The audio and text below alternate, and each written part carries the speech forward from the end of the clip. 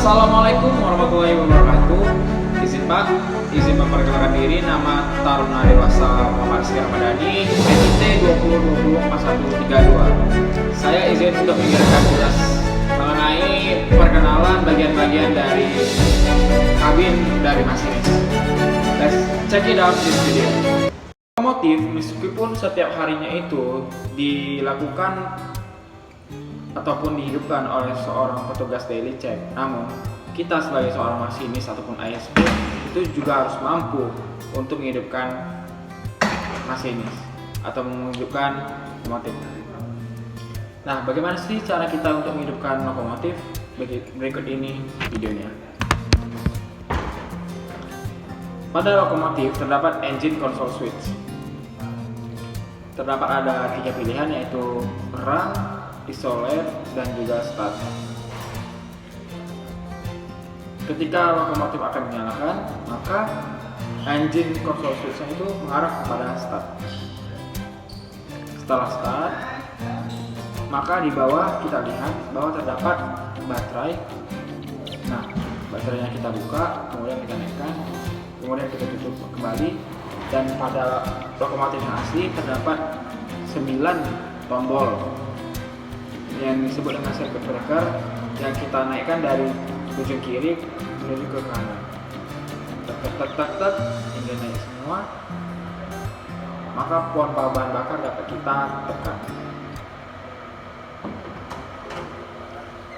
Nantinya bahan bakar tersebut akan dipompa sesuai dengan kebutuhan dari lokomotif itu sendiri. Nah, yang diinginkan dari teknik T200 itu adalah terdapat beberapa komponen, yaitu tekanan olinya sebesar 35 PSI, tekanan minyak pelumasnya sebesar 30 PSI, dan juga bahan bakarnya 90 PSI atau sekitar 460 kPa. Nah, apabila sesuai dengan T200, maka lokomotif dapat di start. Tombol start ditekan, maka mesin akan menyala. Kita dapat mendengar suara mesin dari lokomotif. Dan ketika pada saat mesin menyala, lokomotif dingin itu kan berarti nggak ada punya angin. Nah, kita akan menunggu angin tersebut pada fan reservoir hingga penuh.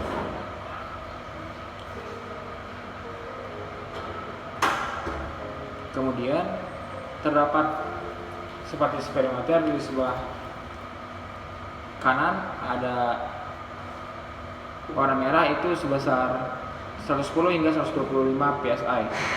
Kemudian ada yang warna putih itu 70 sampai dengan 75 PSI. Lalu bar yang warna merah antara 7 hingga dengan 8,5. Sedangkan yang putih itu 3,5 hingga dengan 5 bar.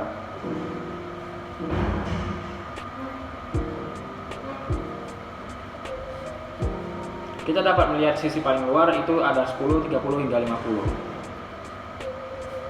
Dan yang dimaksud tadi adalah tekanan PSI-nya. Lalu di sebelah kanan ada yang warna merah untuk silinder bar dan yang warna putih untuk pipa bar.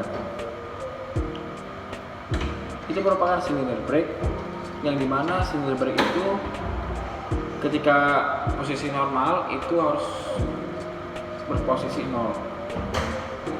Namun ketika kita saat mengerem, maka akan menunjukkan angka 3 hingga 5 bar.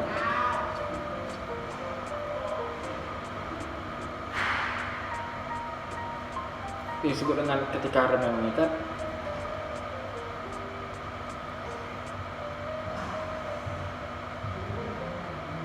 Sedangkan untuk pipa bar yang warna putih itu normalnya sekitar 4 sampai dengan 5,5 bar. Ketika kita melakukan service brake dengan rem rangkaian, itu yang putih turun antara 2,5 bar atau 2,5 bar.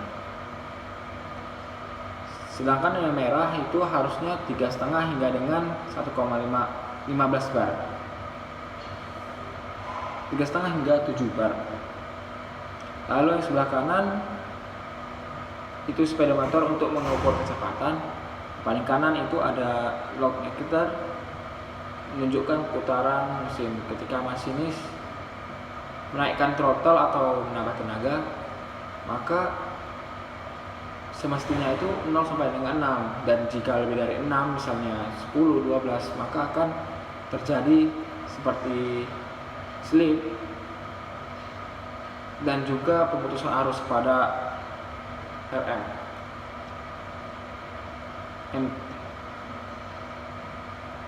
Dan juga nggak hanya slip, juga terjadi PC open. Apabila terus menerus tenaga diberikan, maka terjadi hot engine dan ada aliran listrik harus diputus ke train motornya.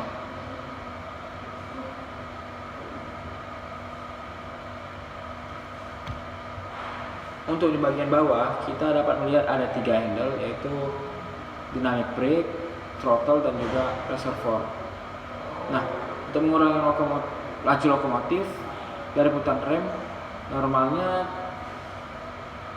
ketika laju lokomotif itu bekerja, maka dynamic brake itu akan berlawanan arah cara kerjanya. Dan biasanya dynamic brake ini dilakukan pada Pulau Jawa ya, misalnya di lintas Bandung, Cikampek, dan lain-lain. Diakibatkan lintasnya itu turun-menurun.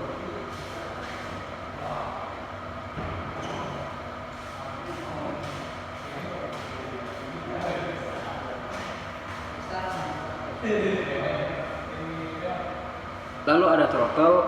Nah, itu digunakan untuk menambah tenaga. Throttle itu ada 1 sampai dengan 8. Semakin besar angkanya, semakin juga tenaga yang dikeluarkan oleh lokomotif. Di bawahnya ada reverser. Itu digunakan untuk kemana arah laju lokomotifnya. Misalnya kepalanya ke sana, maka laju lokomotif juga ke arah sana. Dan apabila kita menggunakan kabin yang seberang, maka reservoir akan maju ke arah kabin di seberang juga. Lalu terdapat klakson lokomotif. Suaranya seperti kita tahu lokomotif.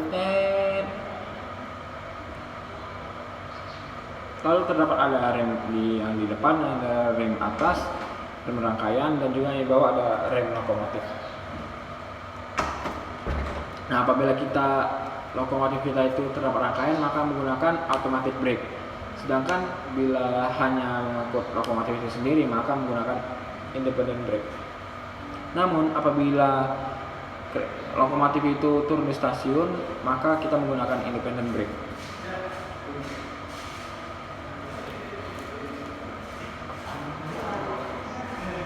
Lalu terdapat switch in dan out. Apabila lokomotif memiliki double traksi, ketika lokomotifnya di depan, maka kita mengarahkan ke in, maka pengereman dilakukan pada lokomotif yang di depan. Apabila rangkaian lokomotif itu berada di belakang, maka kita mengarahkan ke out, maka rangkaian juga dapat mengerem.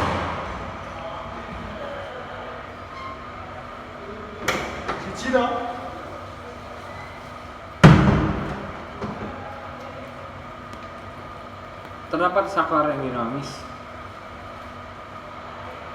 Apabila kita ingin memungkinkan throttle, maka diarahkan ke bawah, dan apabila kita melakukan dynamic brake, maka diposisikan ke atas.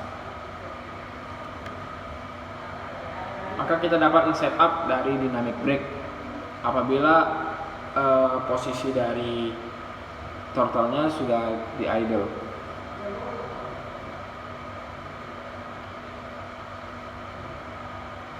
Terdapat ada tingkapan pemasir dan juga tingkapan rencang.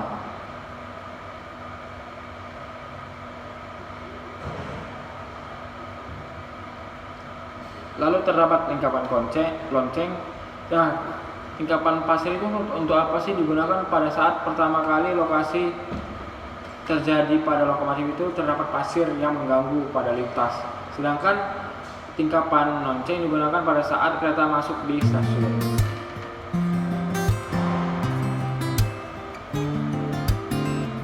Nah, apabila lokomotif masuk ke stasiun, maka terdapat lonceng ataupun genta ting ting ting ting yang digunakan untuk memberitahu kepada para penumpang bahwa akan ada lokomotif yang masuk ke suatu stasiun tersebut.